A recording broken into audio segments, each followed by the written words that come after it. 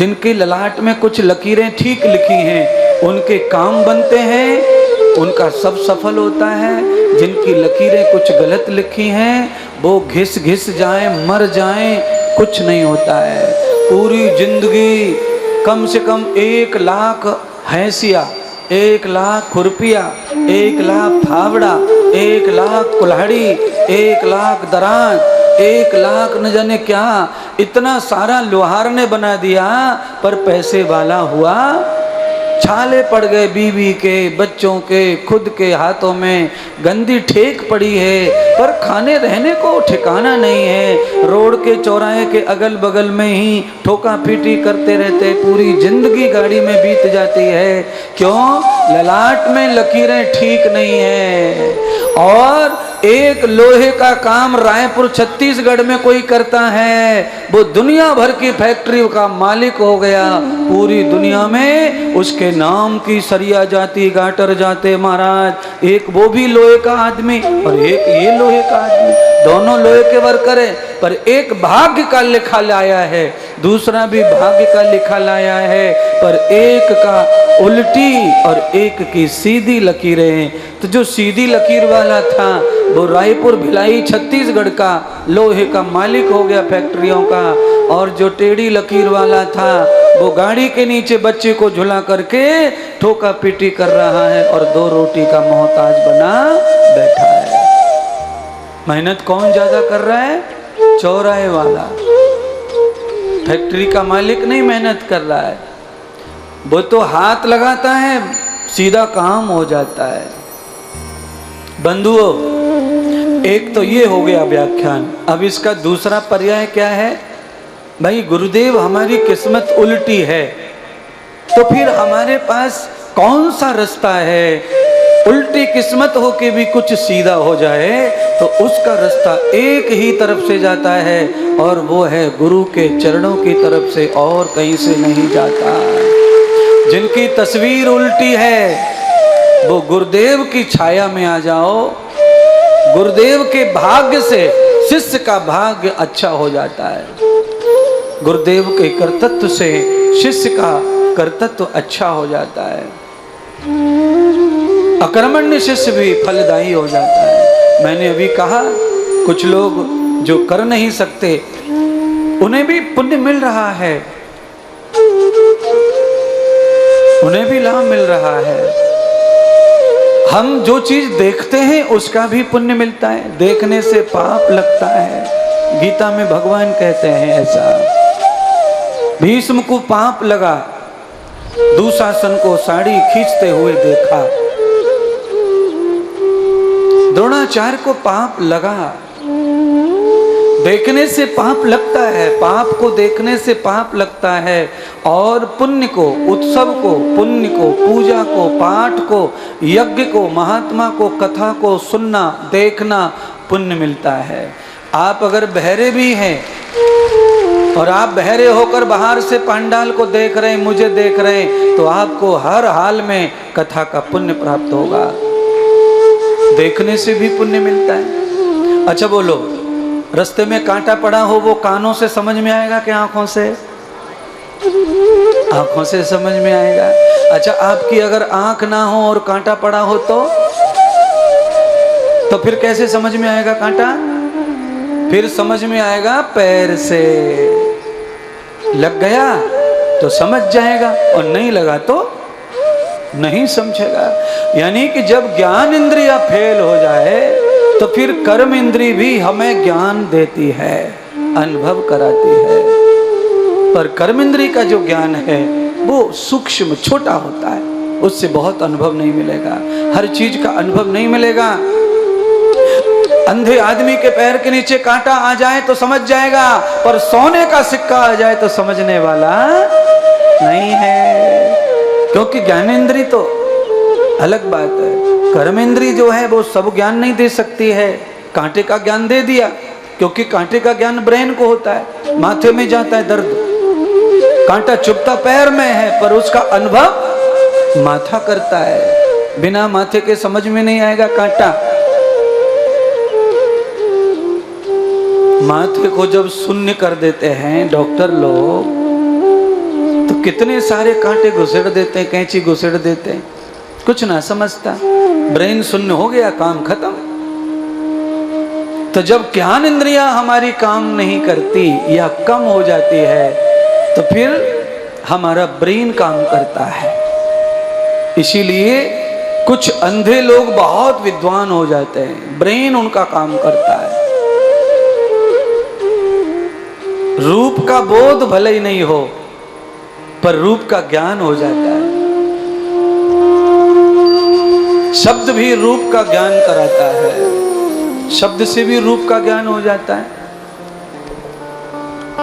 पर कभी कभी जो है अंधे आदमी को शब्द से रूप का ज्ञान नहीं होता है। आपने कई बार मेरे मुंह से सुना होगा, एक दृष्टांत में हमेशा सुनाता हूं। दृष्टांत भी है और समाज में मुहावरा भी है, कहावत भी है। अरे लल्लू, तू ऐसा ही मत समझे, केदारनाथ अमरनाथ जाना बड़ी टेढ़ी खीर है। तो वो जो टेढ़ी खीर है, मैं उसकी बहुत सारी बात सुना चुका हूं, आज भी सुना देता हूं।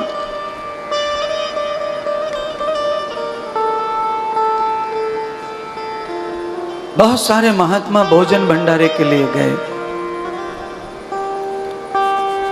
उनमें से एक महात्मा थोड़े आंखों से अंधे थे, वो नहीं गए। सब महात्मा भोजन करके आए, भंडारे करके आए, और जब आश्रम में अखाड़े में आए तो महात्माओं ने बड़ी प्रशंसा की।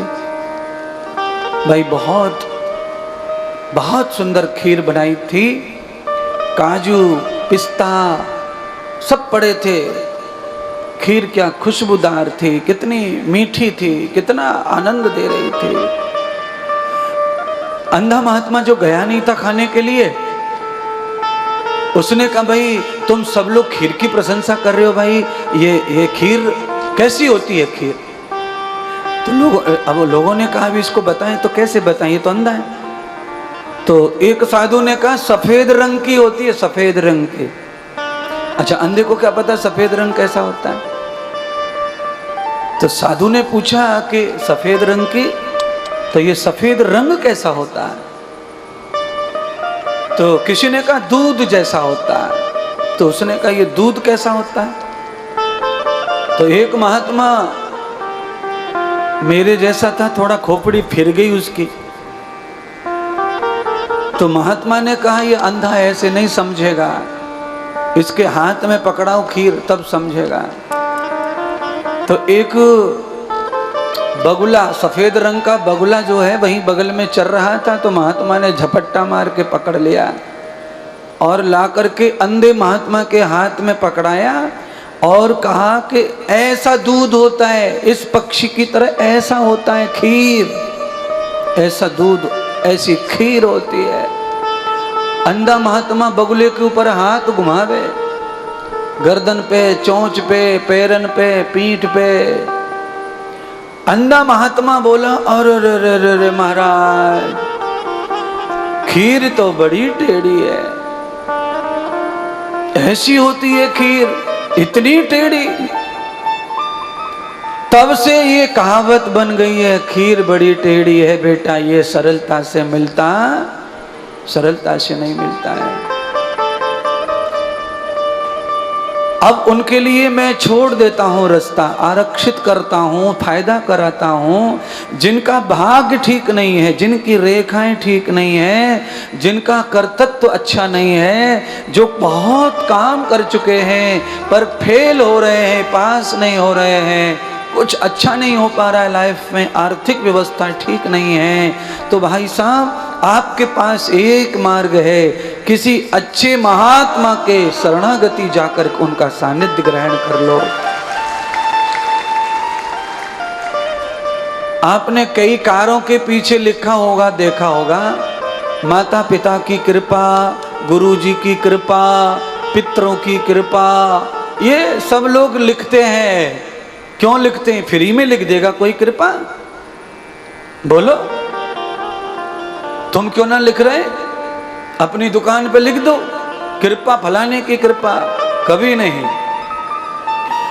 जिनकी कृपा से होता है लोग उनका ही लिखते हैं। माता पिता से औलाद का जो भाग्य है वो बदल सकता है। गुरु कृपा से औलाद का भाग्य बदल सकता है। भगवत कृपा से औलाद का भाग्य बदल सकता है।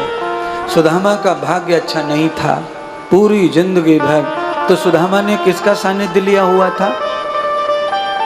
कृष्णम बंदे, उनका सानिध्य लिया हुआ था। तो क्या हुआ सुदामा की लाइफ में? अंतिम पड़ाव, बुढ़ापे का पड़ाव, सुदामा का दुख ही नहीं गया। बुढ़ापा सुदामा का सुधर गया। और वही मैं कह रहा हूं, जिनकी लकीर टेढ़ी है, जिनका रहना खाना सब कुछ कमजोर है, उनको भगवान का सहारा लेना चाहिए। उनका बुढ़ापा नहीं बिगड़ेगा, बुढ़ापा सुधर जाएगा।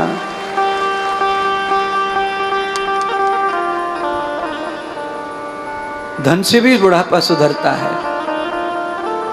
धन भी सहायक है बुढ़ापे में बंधु।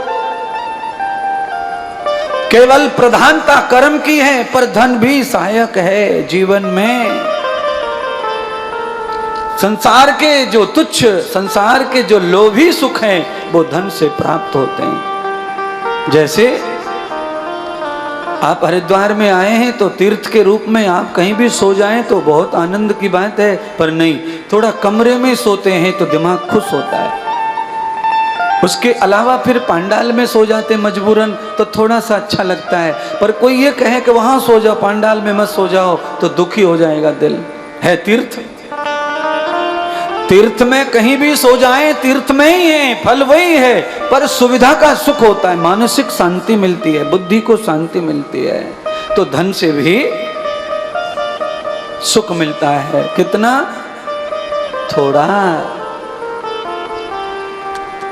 धन से थोड़ा सुख मिलता है। और वो सुख कौन सा है? तो कहा वर्तमान सुख है। कमरे में, जिस कमरे में आप रात में सुख भोग रहे हैं, अगर उसी कमरे में आपको बंद कर दिया जाए बाहर से ताले में, तो कैसे छटपटाते हैं आप? दरवाजा तोड़ डालते हैं, खिड़कियां तोड़ते हैं, हल्ला मचाते हैं। क्यों भाई, क्या हो गया? लड़ लड़ के कमरा चाहिए था, झगड़ झगड़ के कमरा चाहिए था, कमरा नहीं मिला हमको, हाय तौबा। आंदोलन कर दिया, हाय तौबा। रैली निकाल दिया, हाय तौबा। अब कमरा दे दिया, ताला बाहर से डाल दिया, फिर आंदोलन कर दिया, हमें कमरे में बंद कर दिया। मार के छोड़ेंगे क्या? कमरे में मार के छोड़ेंगे? अरे जिस कमरे में जिंदा होने के लिए लड़ रहा था, उसी कमरे में मरने के लिए घबरा रहा है। तो कुल मिलाकर लौट आओ, वही महात्मा इंद्रदेव के वाक्य हमेशा परम सत्य होते हैं। और वो वाक्य कहते हैं कि हमेशा आदमी के मन अनुसार चले तो ही सुख है। अगर मन के विपरीत हुआ तो आदमी दुखी हो जाता है, नाराज हो जाता है। क्यों हलसे मैडम? है? आदमी नाराज हो जाता है। जो हम सोच के आए वही हो जाए तो बड़ा आनंद आता है। और जो सोच के आए हैं उसमें थोड़ी देर लग गई तो टेंशन आ जाता है। एक जैसा हमेशा नहीं होगा, इसमें कोई दोष तुम्हारा भी नहीं है और गुरु जी का भी नहीं है, पर एक जैसा कभी हो सकता नहीं है। अच्छा बोलो, आप कितने दिन से रोटी बना रही हैं? एक जैसी बना सकती हो? कितने दिन से बना रहे बताओ? कब से रोटियां बेल रही हैं, पर एक जैसी क्यों नहीं? फिर इतना अभ्यास हो गया, फिर भी आप एक साइज में रोटी नहीं बना पा रहे। तो जब रोटी इतने अभ्यास के बाद एक साइज नहीं हो रही है, तो फिर आपके जीवन में सुख दुख भी एक जैसे कभी रहेंगे नहीं। इसीलिए क्या करें? क्या करें? सूरदास जी को याद करें। परछाई भी है पराई, सुख की आस करो ना भाई। ये जगत बड़ा दुखदाई। कितना दुखदाई हो सकता है जगत, आप ही बताओ। है? जिस पति को पाकर के पत्नी बनकर लड़की इतनी खुश होती है, इतनी खुश होती है कि उसकी खुशी का ठिकाना नहीं रहता। इतनी खुश रहती है कि 2-3 महीने में 8-7 किलो वजन बढ़ जाता छोरी का है, एकदम चंगी दिखने लगे शादी के बाद। थोड़ी खुशी है, खाना पीना अच्छा मिलता है, कपड़े लत्ते प्यार, इससे स्वास्थ्य अच्छा होता है। प्यार मिले, सब अच्छी बात करें, अच्छा बोलें, सम्मान करें, बढ़िया भोजन करवाएं, और तो आदमी का स्वास्थ्य अच्छा होता है। और बाद में फिर क्या हो जाता है, 8-7 महीने निकले फिर तकलीफें बढ़ती हैं। फिर कैसे? इसीलिए सूरदास कहते हैं दूसरी लाइन में, ये जगत बड़ा दुखदाई। अच्छा एक बात बताओ, जिन बच्चों को पैदा करके बड़ा किया है, उन बच्चों से हमने ऐसी आशा की थी बड़ा करते समय? दूध पिला रहे थे, टांगे पकड़ के तेल लगा रहे थे, देसी गाय का घी पोत रहे थे, मालिश कर रहे थे, लाला के टाइम भीम जैसी हो जाए, लाला हनुमान हो जाए। तो ये पता था कि हनुमान आगे चल के हम में गदा मारेगा? है, हमें ये पता था कि हमें आज घर के बाहर कर देगा?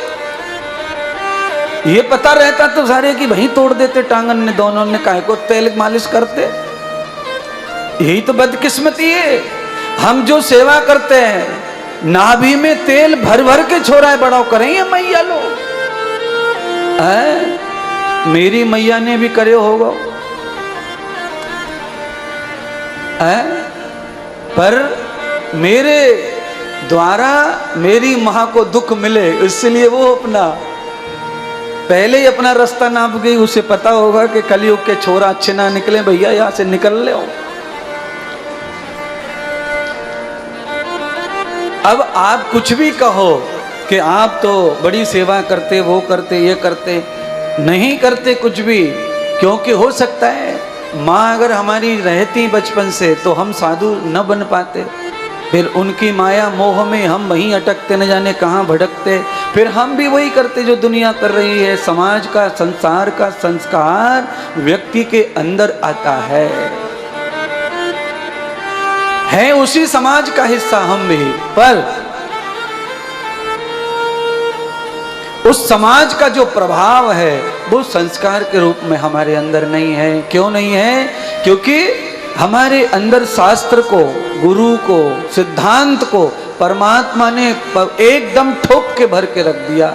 इसीलिए संसार की कोई भी ऐसी चीज जिससे समाज का, धर्म का नुकसान हो, वो हमसे कभी नहीं होती है, वो कभी नहीं होगी, वो नहीं होगी। समाज का, धर्म का नुकसान हो, वो कर्म कभी नहीं होगा। जिस कर्म से समाज और धर्म का नुकसान नहीं है, जिस कर्म से आनंद दिल को, दिमाग को आए, वो कर्म मुझसे हो, मैं रोज करूंगा वो कर्म। किसी के जीवन में कोई दुख ना आए। क्षणिक दुख तो सबसे आते जाते रहते हैं, क्योंकि वो दुख मेरा दिया हुआ नहीं है, वो दुख भी शिष्य लोगों का खुद का होता है। वो कुछ भी सोच के आएंगे और कुछ भी कहेंगे और वो पूरा नहीं हुआ तो मन में दुखी होंगे, तो वो सब उनका ही है, वो मेरा दिया हुआ कुछ नहीं है। क्योंकि कथा और संत साधुओं का दिया हुआ एक ही प्रसाद है, और उस प्रसाद का नाम है कृपा, दया, प्रेम, संपदा, सुख, आनंद, और कुछ नहीं, दूसरा कुछ नहीं।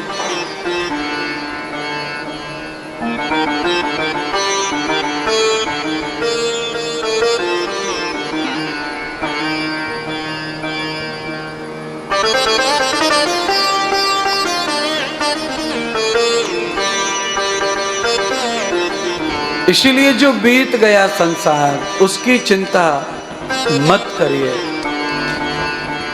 जो पीछे रह गया है उसके लिए चिंतित मत रहिए।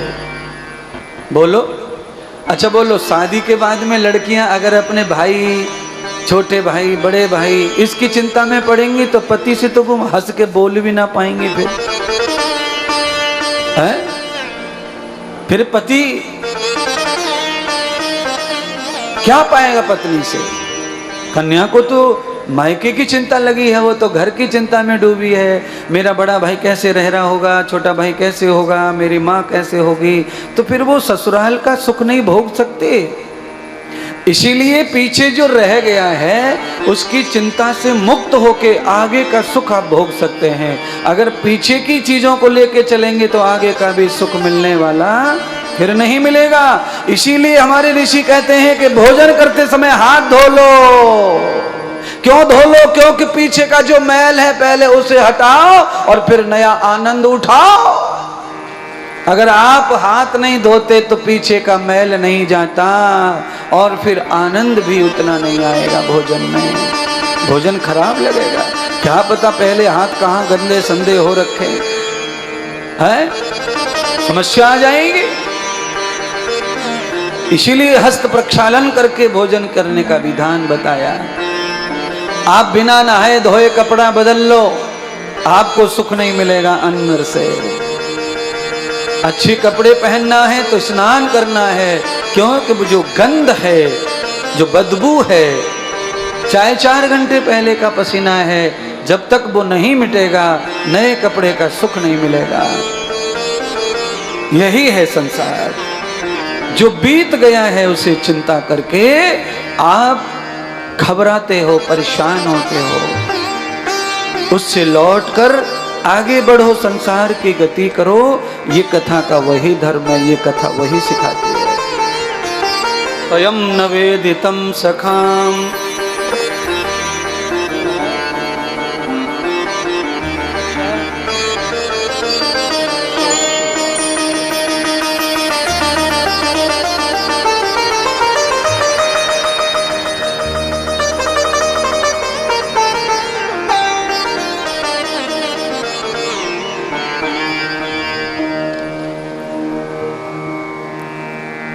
आपको थोड़ा नचा दूं फिर कथा सुनाऊंगा।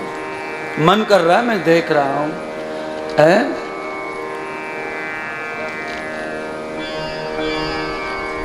अभी आपने जो गाना सुना था लाइन, उसमें तो क्लियर कहा है ना, मैं हूं कठपुतली तेरे हाथ की, चाहे जैसे नचा ले नचा दे, मेरा जीवन है तेरे मुरलिया वाले, मुरलिया वाले।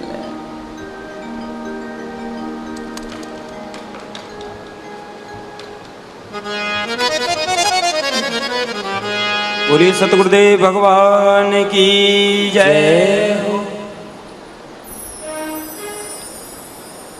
जोरदार चटकी लगाएंगे।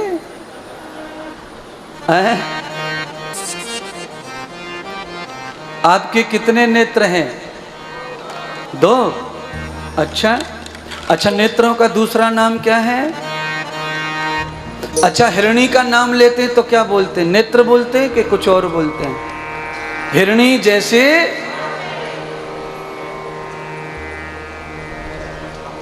सही नहीं बोला तुमने। हाँ,